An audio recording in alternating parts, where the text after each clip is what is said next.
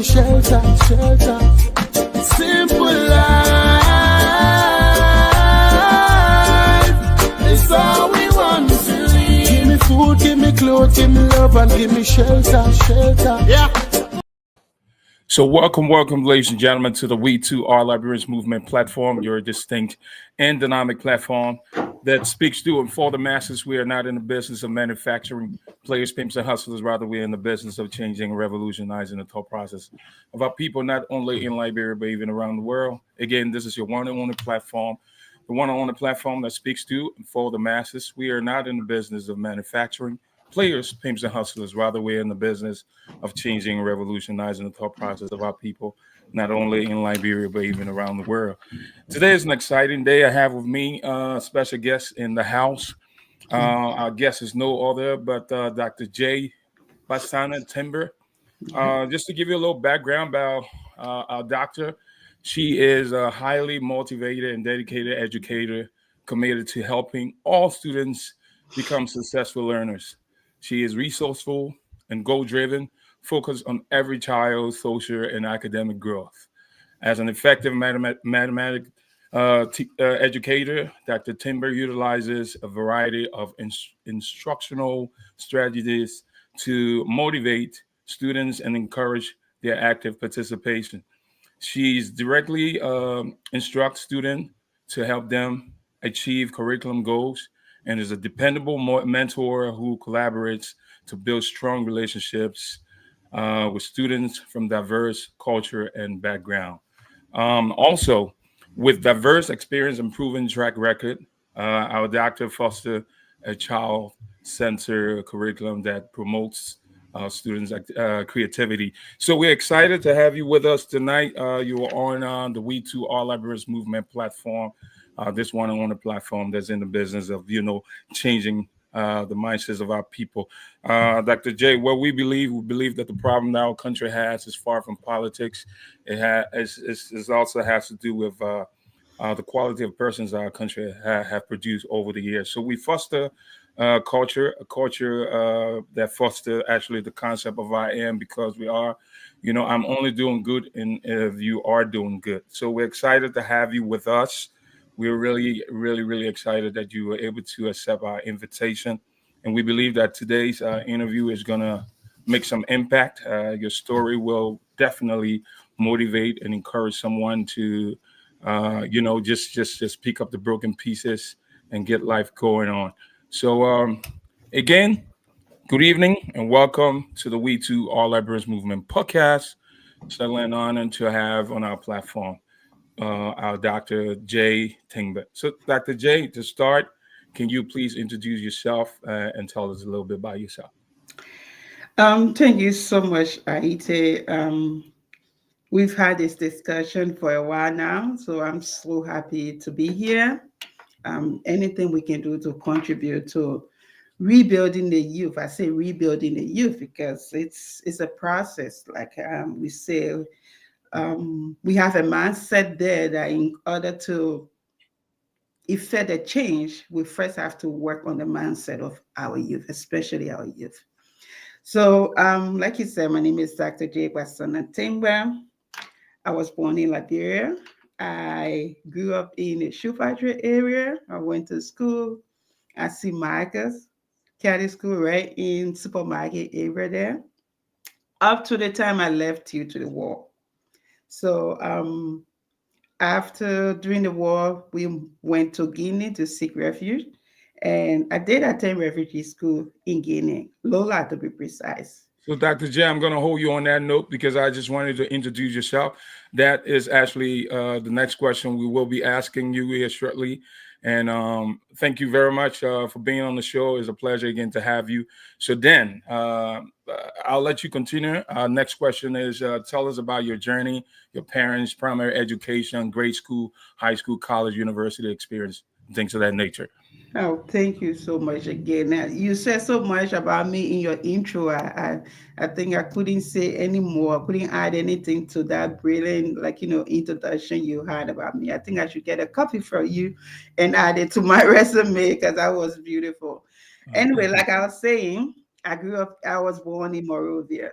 I grew up in the shoe factory area, Ghana's first shoe factory, and I went to school at St. Michael's Catholic School in Ghana's first supermarket, and there I was till the war, the unfortunate history of our dear country. We first went to Guinea. My parents took us to Guinea, where we stayed for some time. My father being so passionate about education, he couldn't see us sitting at home doing nothing. So he said, you know what? We were all hoping to go back to Liberia, though. No one expected the war to last that long. So he's like, instead of sitting home and doing nothing, we should go to school. And because we had gone so far in English speaking, we couldn't go and start all over in French. So he enrolled us in a refugee school in Lola. And and the expectation was that it will be over very soon and we'll all go back to Liberia. But unfortunately, it dragged on for some time. And my dad, being someone again who is so passionate about education, always told us that he had nothing to give us but quality education. And my dad, being someone again who is so passionate about education, always told us that he had nothing to give us but quality education. And my dad, being someone again who is so passionate. Okay. Sorry. Yeah. And so he, like, thought it wise to say somewhere else to go to school. And I think the discussion, when I had a discussion with him sometime later, I learned that he chose Ghana because when we're in Liberia, there were a lot of Ghanaian teachers who were there. So he just felt that Ghana had really good education, quality education. So, Dr. J, now I'm not going to cut you off, but I mean, every now and then I would come in just so that this can be a little bit more interactive. So, what was it like leaving Liberia? I know, I don't know, it was because of the Civil War that you left Liberia to go to Guinea and then transition to Ghana. So, what actually was it like? Because you did say you was born and raised in Liberia, started your primary education there. Now, what were some of the challenges that you experienced during your time in Guinea? Like, Guinea is a French-speaking country, and I don't speak French. My family, some of them do speak French. I don't speak French. And for a young person, leaving all your friends behind, that was frustrating too. And then also, we were all used to the routine of waking up in the morning, going to school, and having a lot of fun with our friends, enjoying school. But now we're in a situation where you wake up in the morning, there's nothing to do.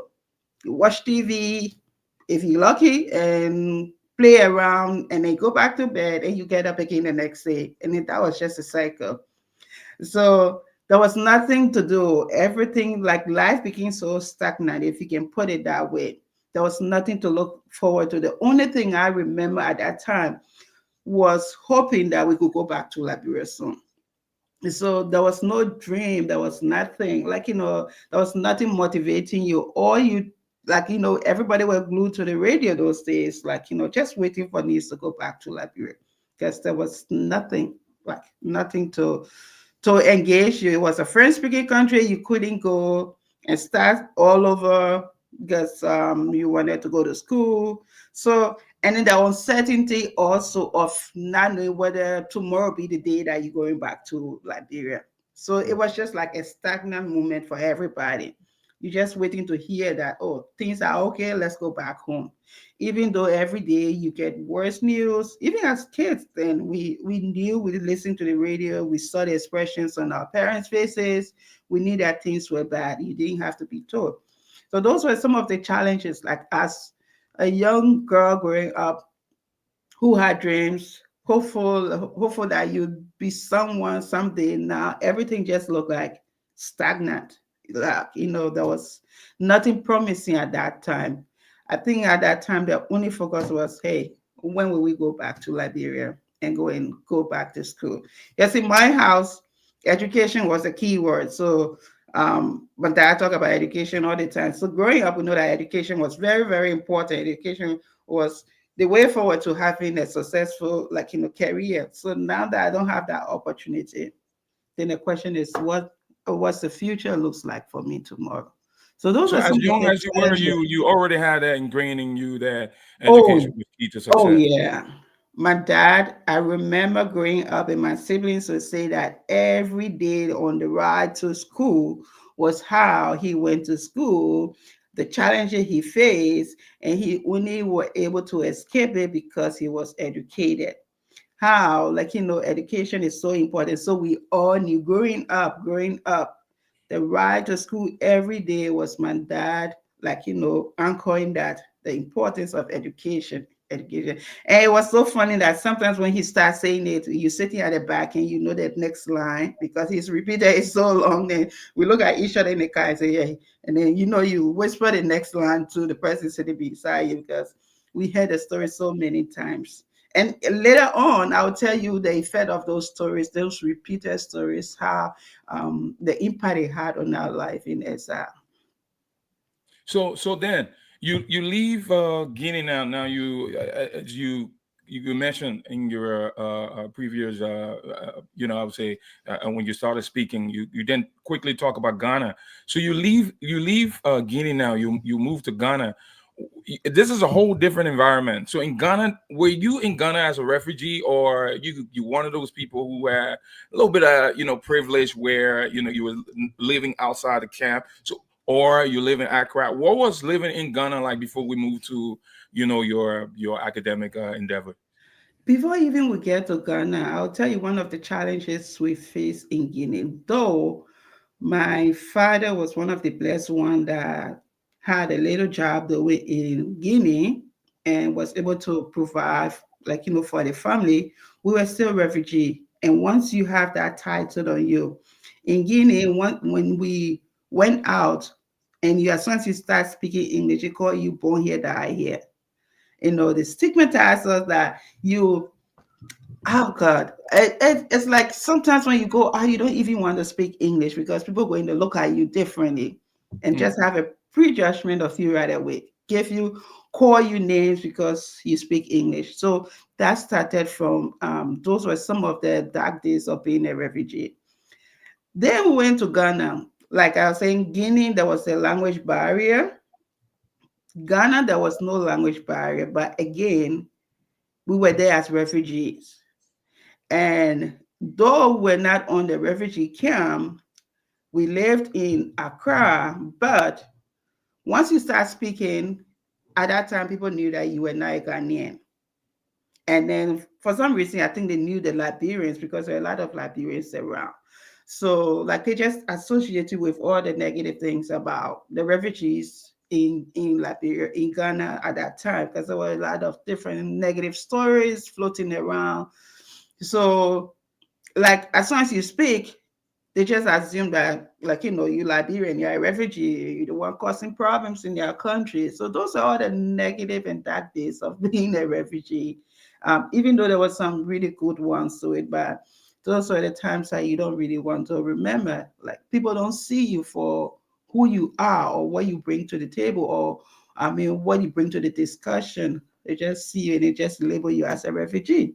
And once you are labeled as a refugee, they don't look at the positive sides of even the refugee contributions to whatever country. They just look at the negative side, and that was, those are the dark days. So then Dr. J, you were in Ghana. What grade were you when you traveled to Ghana, when you moved to Ghana? You want to know my age No, now? you don't. No, that's what grade. You didn't say age. I said what grade. So What when I grade? when I Were left, you already out of high school, or you were still in high school? no, I was in middle school. Okay, middle school. So was it Middle somewhere around school, eighth, ninth grade, or maybe seventh somewhere grade, around, like, sixth to eighth grade, sixth or eighth grade?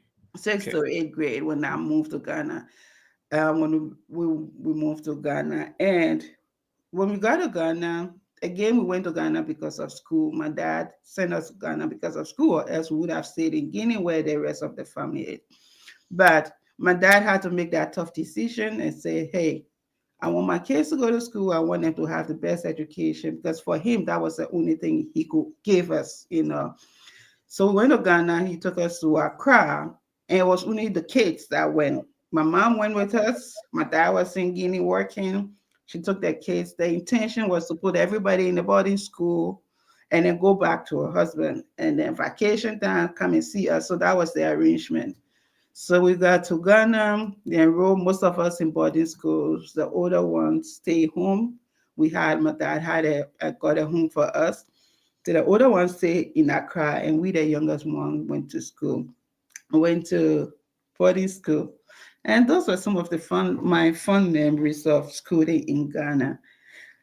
It was fun. I made some that. I mean, leaving Accra to go on boarding school, I think that took that negative like perception of being a refugee in a way, because now on campus with my own peers who didn't see me as a refugee but just saw me as a foreign student. So then I didn't have like to worry about what people were thinking about me. I'm a good girl. Why are they referring to me as this? All those negative thoughts kind of like went away. And for some reason, honestly, I haven't really said this to anyone. Every time I had to go home, those are some of the things that used to make me afraid to go home. Like go to Accra, and as soon as they see you, and they link you to being a refugee, and then all the negative comments that come along with being a refugee was something I never used to look forward to whenever there was vacation and we had to go back home. But So yeah, Jojo, Dr. J, I'm not cutting you off. So now you leave Liberia, Guinea, and now you're in Ghana. You live there, not we would say you were seeking refuge in a way, but yeah, I yeah, was. you don't live on the refugee camp. So it seemed like you were already one step ahead of the guy who or the girl who lives in Ghana and is on with the Burun camp. But yet and still, one thing that was already ingrained in you, dad told you that education is the way to success. So you took that very important, and so you went to school, grabbed that concept, and then you. What was your favorite subject in school? I'll tell you, my favorite subject was mathematics. And I'll tell you, some of my friends who know me back in Liberia, when we were in grade school in Liberia, there were two things I had one favorite subject and then one other one that, oh my God, I dreaded all the time, spelling bee. For some reason, I never liked spelling bee. And I have my friends in my group, some of them are really good in spelling. So like when it comes to spelling bee and people are choosing partners, and I'm always in the back hiding, and some of my friends they encourage me. But when it comes to, flashcards, or I don't know if you went to Catholic school, we had something we call flashcards, where it's a game, they flash a card and then you give the answer. And my God, everybody wanted me to be on their team because hey, that was my area. Yes, my favorite subject was mathematics. But I want to take it back to a comment that you made earlier. Yes, indeed. In Ghana, I wasn't like, a typical refugee because we lived in Accra, but I was in a home with just my siblings. And my parents were all the way in Guinea working in order to be able to take care of us, facilitate our living in Ghana. So I was one step ahead, but it was still challenging. As a young child, I think it was like 12. I don't know. I won't say numbers so that no one can say how young or how old I am. But I was a young child, and then there were even younger ones than me. Growing up with our parents, and having having that emotional connection to your parents taken away from you, it takes a lot away from you, and it doesn't really prepare you for wanting to be successful. So to be successful requires a lot of commitment. So yes, indeed, I was fortunate, one of the blessed ones, I would say, for having the opportunity not to live on a refugee camp. But we also had our struggles, a lot of struggles, like most of those who were also on the refugee camp. All right, so I'll give you a plus for that. And I'm not going to take that away from you because a lot of people had similar opportunity and did not utilize it. We see that they misused it. Some end up. I'm not even going to say it because I also was a refugee in Ghana, so I know what the experience like. But I must give you prop for that. So now walk us through quickly graduating high school and then going. I'm pretty sure you pursue higher education in Ghana, and what was it like? And then maybe talk about you working in Ghana as an adult. What was the experience like also? So I went to when we got to Ghana, it was when they had started the GSS and SS. They were changing their educational system from the O levels to a new system what they call junior secondary school and senior secondary school. We were the first batch of that new system. There were a lot of everything new comes with a lot of complaints or problems or people finding faults with it. So there were a lot of noise in Ghana at that time. So I got to Ghana, and I like to say I'm so proud of myself because when I was enrolled in Ghana, we had to write a national exam. It's almost like a national exam, like the ninth grade national exam, if you say that. And I have come from Liberia in sixth grade. Let me say this: sixth grade, gone to Ghana, starting the eighth grade, and then in less than a year had to write a national exam. And my results from there was so good that made me to be enrolled in one of the best schools in Ghana. You're Why a am I smart saying lady. I this? give it to you. You're a smart No, it's lady. not smart. I'm only Hard trying work. to say this Hard that work. our system in Liberia then was really good. Our educational system in Liberia then was really good. Why am I saying this? To throw us back to the fact that we can still do better than what we have now because we've done it before. Yes.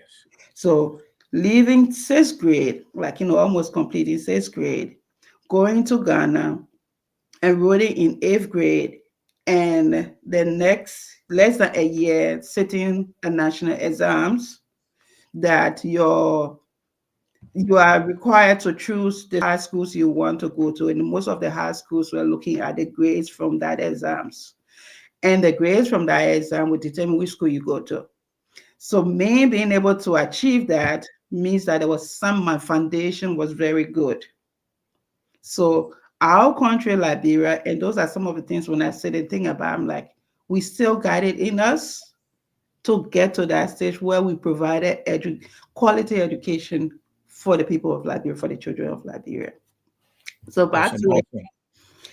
I After I sat down, I sat the exams, we did it, came out with distinctions. The school that I went to, proud to say, I'm a Wege girl, Wesley Girls High School, one of Shout the out to best them. Shout in out to them. Ghana. Yeah. We're taking only students with distinction. That means you have to have at least seven. Okay, I can't go into the grading system, but they were taking students who had distinctions in the exam. That means you must have at least 7 A's in the subjects you did before you can go there. That's how competitive the whole process was. So I was blessed to be one of those, a refugee again. So let me put it in here that where you see yourself or what title people call you, that does not determine who you are. At Definitely. that time, I was a refugee girl with very little because your parents being on ground to see what your needs are and everything is different from them being far away. And Right. then so that was a lot of challenges, but I was a refugee girl who had gotten into one of the best schools in Ghana. And so with very little, if I had sat down and said, "Pull me refugee girl, no good thinking kind of refugees," I wouldn't be sitting to where I am today. So 100%. again, never look at your status or the negative things that come with whatever status you find yourself and focus only on the negative status. I'm the type who always look at the glass as half full, not half empty. Wow. That's great. Great to hear that. So then we'll take it a step further. So you graduate, you then stay in Ghana. You did all of that. You graduated high school and then matriculated to a higher institution of learning, I would assume. Did graduate with a bachelor's in Ghana. Bachelor's in what? Walk us through your 4-year university experience in Ghana. So, backing back a little, my high school days were great. I had some really great friends. I met people that we still call each other sisters today. And I mean, I think that even prepared me, put me at a higher level with more ambitions. I always tell people, if you surround yourself with positive thinking people, it would definitely affect your lifestyle. And I was blessed to have gone to Wesley Girls High School because these were powerful young women who were really aiming high at being transformational changes in the world, who were aiming high at being the change, now waiting for someone to make the change, Right. being part of the process. So even as a refugee girl, saw I still saw a lot of people setting high standards, and that motivated me to also set high standards for myself. So the title refugee girl, for some reason, I stopped looking at myself like that and stuff. When I call myself the refugee girl, I say it with pride because I know that even this refugee girl can, come up with something like, positive and contribute positively to mankind. So I completed Wesley Girls, and then we had to sit home for almost 2 years because there was some challenges with the educational sector in the higher educational sector in Ghana again. So we had to wait and wait and wait for almost 2 years. At that time, I enrolled in different courses. Like I said, my dad's voice is always in my head. That I don't mind it. The other man is the devil's workshop. Always find something to do. That was him, So whenever there's nothing to do, like no formal education, I found something to do. So there was always something I was doing to keep myself busy. I went for extra classes because even after the SSCE, which is another national exams, we had to take entrance exams for the university. And having sat home for 2 years, definitely as a young girl to the brain is not fresh like it was when you just got out of school. So I enroll in different classes to just keep me active and put myself in a position to write the exams. We wrote the exams. I remember my dad drove me to Legon. He came to visit us in Ghana then, and then he drove me to Legon to go and take the exam that morning. And the results came out. I think before you take the exams, you have to, again, fill in the application form and list the different colleges you want to attend to because your grade in the exam will determine whether you go to the college you want to go to or not. And growing up, I always wanted to be a civil engineer because my dad was a civil engineer.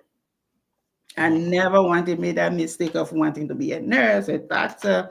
Nana, never thought about working in a health field or any other field. It was always I'm gonna Doctor, it's not too late. You can still pursue I know, a right? career or a degree in civil engineering. So But I know, right? I always wanted to be a civil engineer. But in Ghana those days, there was this stereotype which I'm just challenged by certain things I see, and that's just probably my weakness. Everywhere you go, people say women are not good in math. Women are not good in math. It was just so commonly said in Ghana that I think people started believing it. That even the girls started when you say something, you repeat it, then people started and believing it. And for some reason, I just hated that. And in Ghana at that time, if you go to high school, you had to choose whether you're going to do science or you're going to do, be a art student, right? You start from early stage, they start grilling you into what you want to be, guiding you. And I did mathematics in high school. I did science. I never liked biology. I told you I never ever thought about going to health sector. So I never liked biology. I love maths. I love physics. I love chemistry. So I opted to do mathematics. So I knew that I was going to need a mathematics for the engineering I was going to do in college. But when everybody just started saying that, I'm like, nobody's going to do, women don't do math. Women don't do math. Those are the common things you hear those days. And I told myself, hey, you know what? I'm going to do mathematics in the university. It was just that challenge. And I told myself I'm going to do mathematics in the university. And after the results came out for the exams, the university entrance exams, and the listing came out in the newspaper. Those days they used to actually put it in the newspaper. You had to go by the newspaper to see whether your college accepted you. I was the only girl named listed in the math department for the university that I was going to. Wow. And And what's that university name? University of Legon? no, Tech University, Kwame Nkrumah University of Kwame Science and Nkrumah Technology. University. All right. All right. It's good. Good. And like I'm only trying to say that, not that I'm bragging, but I'm only trying to say that sometimes you have to challenge yourself. No, you're not bragging. You're telling a true story. You have to challenge yourself, because when you challenge yourself, then you are committed to work hard at that challenge. Right. So I knew I wanted to be a civil engineer. Yeah, I was going to go to the engineering department, but it wasn't motivating at that time, because I just wanted to prove that, hey, what you are saying, what people are saying, or what the stereotype against women is not true. And so I just went for it, threw the card and went for it. I'm like, okay, I have math, then civil engineering, and then I think architecture or something like that. That's my third choice. But I guess I was fortunate. Like when the listing came up, I was one of the only female at that time among all the numerous men who enrolled in the department, the math department. And those are some of my proud moments. I remember my brother telling me he still has the newspaper that was published with the names in it. So yeah, those were some of the proud moments. Wow, that's an exciting and very very inspirational story that you just explained there. But what's funny here, Josephine, the fact that yeah, I know a lot of things that you have accomplished today and achieved is as a result of the foundation that your dad instilling you, what he told you. I'm really it did resonate with you, and so you took it, you grab it, you did not bag it, but you ran with it, Yeah. and so today you've become who you are. But the fact that you're one of the challenges guy, I mean, I would have loved to see you being a civil engineer. You know what I mean? I think also would have been more challenging as well. But I Mhm. think the path you took, it's not bad at all. So now you're done with all of this. I'm pretty sure you work in Ghana. We're about 33 minutes into our program. We'll do an hour. Walk us through quickly what was the experience working there, and then quickly coming to the States, so we can talk about your experiences here and how the challenges that you had, also how you overcame those challenges to get to this place that you are. I'm pretty sure you're not where you want to be. Your story is more of a testimony. The goal and objective here to have you come on the platform so that you can share this story, so that some young man, some young woman out there can see. Because the real truth is, Jojo, Dr. Joe, I'm sorry for referring to you Yeah, as it's Dr. Josephine. J. There were people in Ghana who had privilege, who had opportunity, who had everything, to their disposal and did not utilize it. So you were just one of those people who also, even though you did not have mom and dad there, but you were self-driven based off of the things that you heard, utilize it, maximize your potential to be who you are, to be at that place, wherever you achieve at that place now. So quickly walk us through your job experience in Ghana, because Ghana is challenging. You went there as a refugee, went to school. Now you probably got a degree in mathematics. So what was it like getting a job and then transitioning to this before transitioning to the States? It was, as a foreigner, again, I was still a foreigner, a refugee in Liberia, even with all the qualifications and everything. It was challenging getting a job in Ghana because at that time, even the Ghanaians were struggling to get jobs. So there was a lot of noise. So there wasn't much to do in Ghana. I had tried several times. So the next step was, okay, I'm going to travel. I just got out of college. I'm going to travel and see, like, see the world and decide what's next for me. So when I graduated from high school, from college, I decided to go to the UK. I went to the UK for some time. But I want to come back to something, and then before I lose track of it. It is important for us to sow positive seed in our children. Yes. Important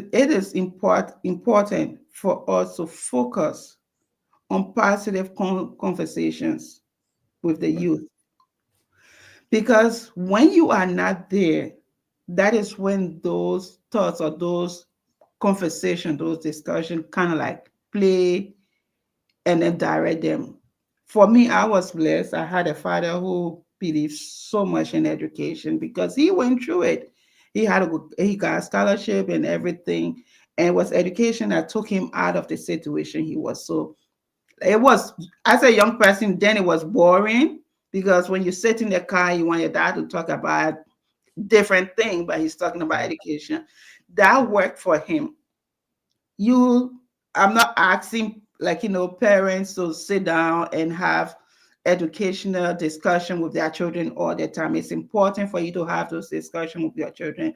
But what is becoming so common these days is people just focusing on the wrong and not focusing on the positive, the little positives or the little strength of the young ones that are putting out here.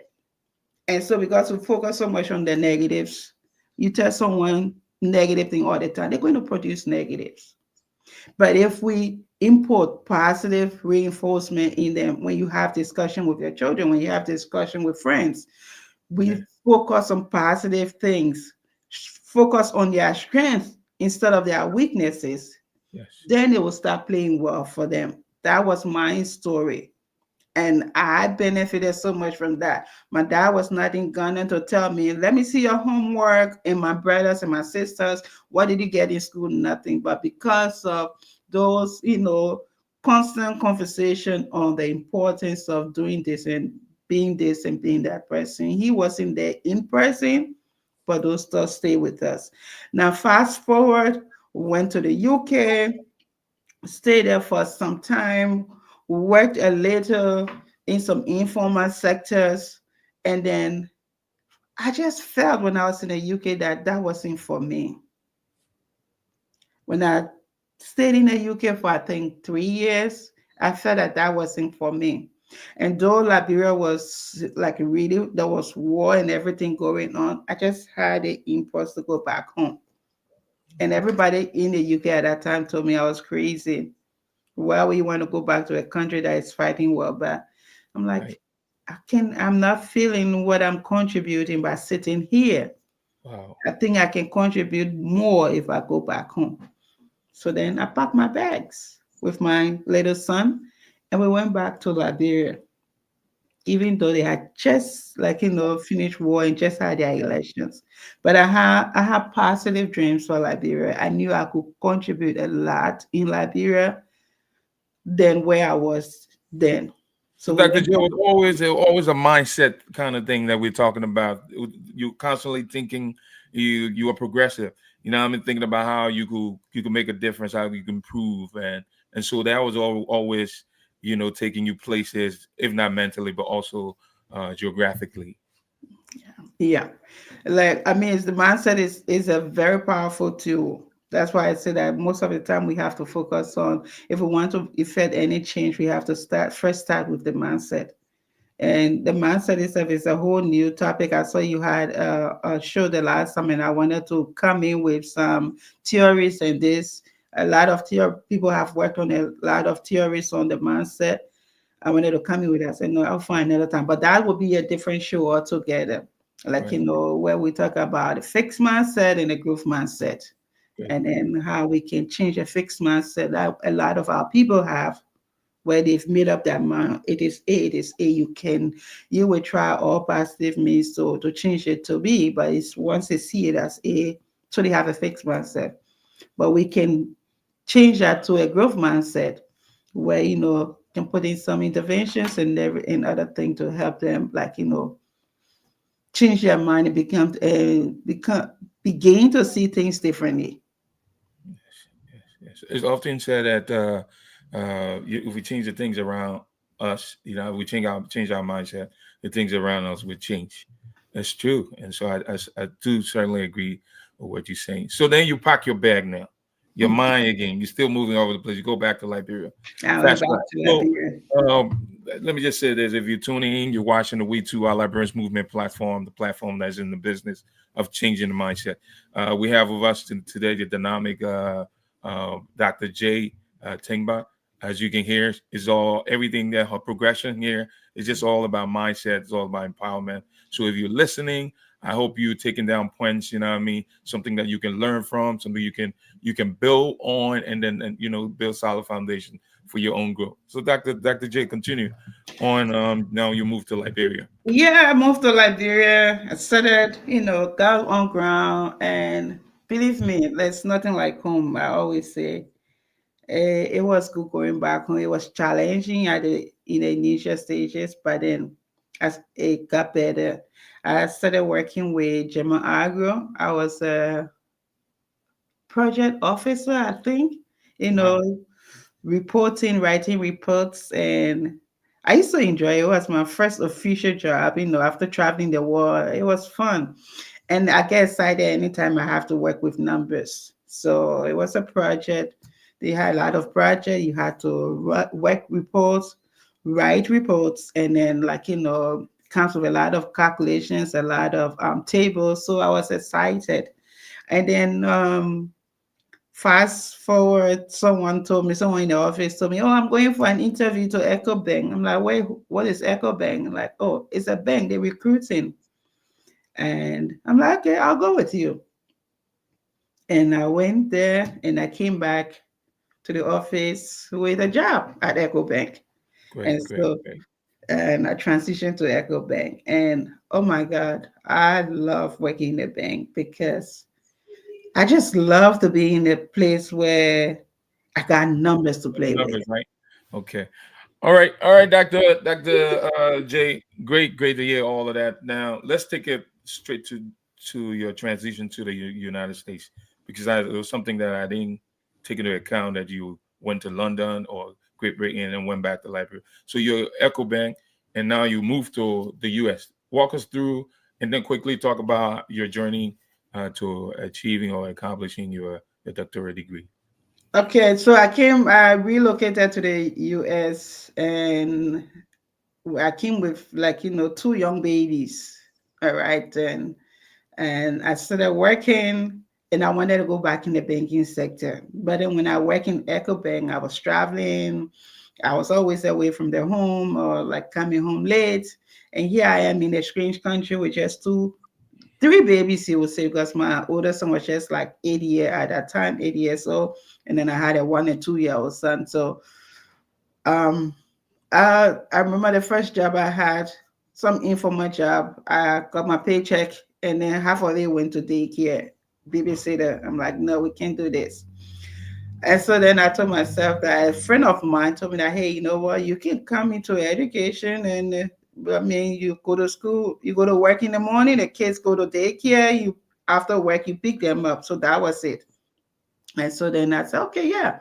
So when school reopened, I went again. I got a job in one of the school districts, and everything was going well. But I've always been the person that once you do anything, you have to be better at that.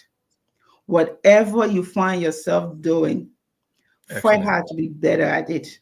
Do not sit and just be, okay, it's just this, it's just cleaning job, it's just cooking job. No, make a difference in whatever you're doing. Seek opportunities to better yourself. Though I had come with um, a degree. Even when I went to Liberia, I went to the Foreign Service Institute there. I got a postgraduate degree from there. I went to Cottington. I was just left with defending my thesis to have an MBA, and then I came to America. So I was always looking for a way to better myself. Here I am in America in a different career, education. I'm a finance person, but here I am in education. Hey, what can I do? The next the next semester, I enrolled myself in one of the schools, the University of Texas at Addington, to get my master's in education. Got my master's in education. Fast forward, started working. So I came to Philadelphia, saw an advertisement. I applied. I got a job right away. I'm like, okay. Then I moved to Philadelphia. I'm just really fast for running through everything to Right. and I get to some of the main points I want to make before the time expired. I came to Philadelphia. I had my master's in education already. Came started teaching, and then I remember them asking me, "Oh, you need your teaching, state license and stuff like that." But I already have worked on that in Texas, where you have to transfer it. You cannot bring your teaching certificate from Texas here, especially I just gotten it was a probational certificate license. So then we went through it with the education department here, and it was just too much. And like I had to go back to either do a 30 credit hours course to get my license or then just forget teaching. I'm like, why can't I just go and do another master degree instead of doing a license, like a 30 credit hour license? I can add 3 credits to it and 3 credit and get my master's in another master of education. I'm like, why do I want to get so many masters all around here? So I was like, okay, you know what? I don't want another master's. I'll go for my doctorate. So that's how I started the application process to go for my doctorate in educational leadership. But the point I want to stress here is that wherever you find yourself, try to make yourself stand out. And that is looking for different ways. I always tell people, even it is not always about school, because always school, yeah, go to your first degree, master's, PhD, and everything. But no matter what career you find yourself, try to be better at it.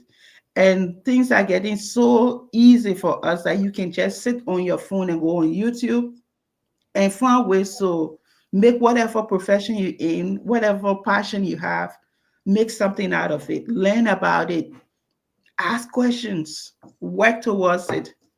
We have a generation who is just laid back, don't want to put in that effort, but we have to push them, we have to encourage them. There are some kids who are good with their hands. Maybe they don't want to go to school, but there are a lot of other things they can do to better themselves. Yeah, yeah, that's great, Dr. J. Because I was definitely going to. I had all that laid out in the questionnaire to ask you. At the conclusion of the discussion of the conversation or interview, what's your advice to a young man, young woman? Because not everybody cannot go the conventional way. The conventional education, academics, and you're absolutely right because we've seen it now. It is obvious that people the education that you have, if you can't take it from theory and bring it into practice, it becomes a problem. So people go in there only getting a set of knowledge, someone give it to you, and then it's not applicable. You can't use it. You're not using it to really benefit yourself or benefit your society. So you're 100% right. So now fast track. We're closing here because we have at least 10 more minutes. What do you intend to do with the doctoral degree that that you have acquired? What do you intend to do with it? Not only in the diaspora, but also in Liberia? How can you, use it in Liberia to support, the development of Liberia? What can you say towards that? Because now the education that you have, this big degree education, yes, you're using it here. Hopefully, you're teaching all of that. But how can you use it also to affect our community, Liberia to be particular? So Do you tend to? what I'm doing right now is a lot of informal contributions to n- like on a very low scale, not a very big scale, like trying to work with groups or individuals, especially in education sector. Like I said before, we did have a really good educational system back then that made me to skip and then even excel in the Screench land. So we can, the my goal is to be one of those who will contribute to rebuilding the educational system. And I always tell people it's not about everybody or going to sit in some fancy office with government or something. No. Liberia will be rebuilt if individuals, if we look at things on the individual level and contribute, stop looking at what the government will do, what the other person will do, focus on what can I do. So my contribution is to help rebuild or contribute, not rebuild, but contribute to the rebuilding process of the educational system in Liberia. How can we do that? I hope that I can be a contributing factor to rebuilding the curriculum. The curriculum in our country need to be restructured to relate to what is in Liberia. You cannot be teaching children in a classroom about climate change and you're talking about snow and all those things when they haven't seen it. What if we talk Absolutely. about the excess rain or the sun? Start with what they can see when you make education so practical. Then the students get interested in it. So my goal is to help train those who are in the classrooms. Okay. How can we do it better? What are some of the materials we have? People want to sit and wait for the government to bring all the big labs, but what do we have now that we can use, that we can start with? My goal also is to work with individuals. A lot of right now I'm working with a lot of families who are struggling to balance why their children are not doing well in school or needing help with information in getting access to some benefits to help their children in school. So we can also do that in Liberia. People Okay. will say that going to school is just sitting in the classroom and the teacher standing in front of the board and then just bombarding the children with information. It looks so confused. No, we have to restructure the way we give the information to the children back home with the limited resources we have. So my 100%. goal is to hopefully sit down and see what do we have, even if I can start with just few, one or two schools, and then gradually roll it over to others. That is my goal. When I sit and think about what do we have in Liberia that we can use, the little resources we can use now to start Yes. effecting a change. And later on, when the better one comes, then we pick it up from there. So when I said those are some of the things that I think about. If I want to teach math in Liberia, how can I teach math that the children will not be looking at me with the numbers going around in circles in their head, but will be engaged and excited and contributing, raising their hands. How can we do that? Those are some of the questions when I sit down, ask myself, and I've been doing a lot of research with looking at how the curriculum is in Liberia and how we can also balance it so that to engage the interest level in our students. So yes, hopefully very soon we will all go back. But whilst we're here, we're still making some contributions back home to smaller groups and Thank you. individuals. Awesome. That's awesome. That's a great vision too. You know, I mean, the book says that for lack of, it will say without vision, the people perish. So hopefully that's your vision to see educational system be improved. And I like the fact that you have a strategy work with the improving the curriculum. You know what I mean? And we see the quality of people that the country is producing now as a result of the quality of education our people are getting out from our primary school. Maybe another time we'll try to bring you to the show so that we can talk about that. But what I want to also just talk about real quick, we're like 6 minutes into concluding now. Just quite recently, there was something that was posted out there that the University of Liberia is trying to bring in a PhD program. What's your take on that, real quick, just before you give us your closing remark? So I like to like, this is just my personal thought with the limited information I have on why, and based on what information I have, limited information on that, but with just what I know and just my personal view, I feel that it wasn't the right time, because it's like, if you go, I did my research in Liberia at LU, and I was really disappointed at the experience I had at higher education. So I feel that more effort should have been put into rebuilding or upgrading what we have now to international standard. Then we can start, like, moving upwards. What we have in Liberia right now needs a lot of work.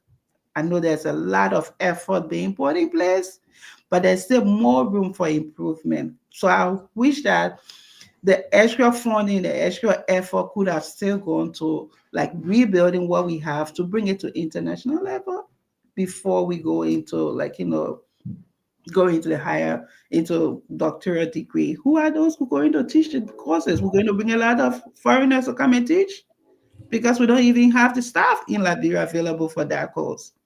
So it's the same thing, bringing more and more in foreigners to the country. Why can't we build the human capitals we have in Liberia right now to facilitate some of these things? But then it's going to be bring more people, pay them huge money, and then the people on ground be disgruntled. It's just a cycle of the same old thing. So, in my personal opinion, I don't think it was the right time to start that. But I maybe they have better information than I have. So, Dr. J, with all that been said, what will be your closing remark? Thank you very much for coming on the show. It was a pleasure. It certainly was a great pleasure. And I think it was a privilege to have you being on the show. You said a couple of things here that really, dawned on me, that I think you talk about excellence. And that's very important. Whatever you do it with excellence. And that's why I believe it was Benjamin Elijah Macy said that whatever you do in life, do it like no man born, no man to be born, or no man who's living can do it any better. So you put your all into it, and that's why Ralph Emerson, I believe it was a professor, he said back in a lecture in 1871, he said if a man can write a better book, preach a better sermon, build a better mousetrap than his neighbor. Even if he builds his house in the wood, the word is going to make a beating path to his door. And that's what Dr. King said. I always accompany, that quote with a quote from Dr. King. If you cannot be a tree, be a bush. You can't be a highway, be a trail. Just be the best of whatever you're called to be. But I think, your story is so inspiring. It's something that we all can learn from. You know what I mean? I see consistency. I see perseverance. You were able to endure to get to this junction. And we're grateful to have you here again. Once more, we're asking you just to make a quick closing remark so we can just conclude on this thing here. Thank you again. Thank you so much, Aite, for having me. One thing I want, if there's any takeaway from today's show, I want whosoever's listening to know that you have greatness within you. No one's going to bring it out. You're going to bring it out. You are the only person that can show your greatness to the world. How do you do that? By trying to be better than you were yesterday. Don't stop looking behind. Just always face forward, focus on what is ahead of you, and work hard. There's no lazy effort in getting you to where you want to be. Be better than you were yesterday. Wherever you find yourself, learn, push hard to improve yourself, either in the informal sector or formal sector, wherever you are. Be better at what you're doing. And how can you do that? Always seek information, always find ways to be better at whatever you're doing.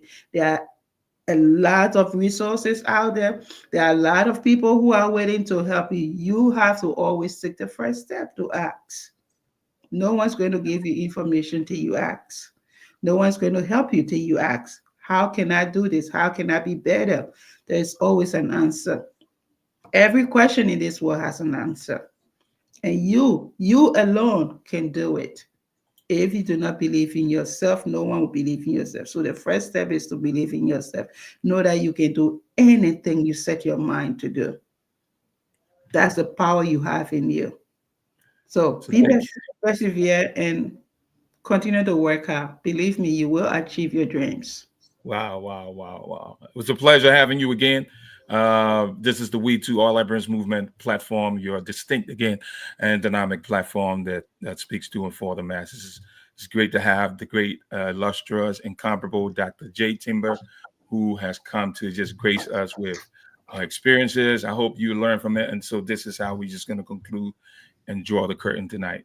Look forward to seeing you here, hopefully next week, Wednesday. Please tune in. Thanks for viewing, and you have a great and blessed day. Bye. Bye-bye. Simple life. It's all we want to live. Give me food, give me clothes, give me love, and give me shelter, shelter.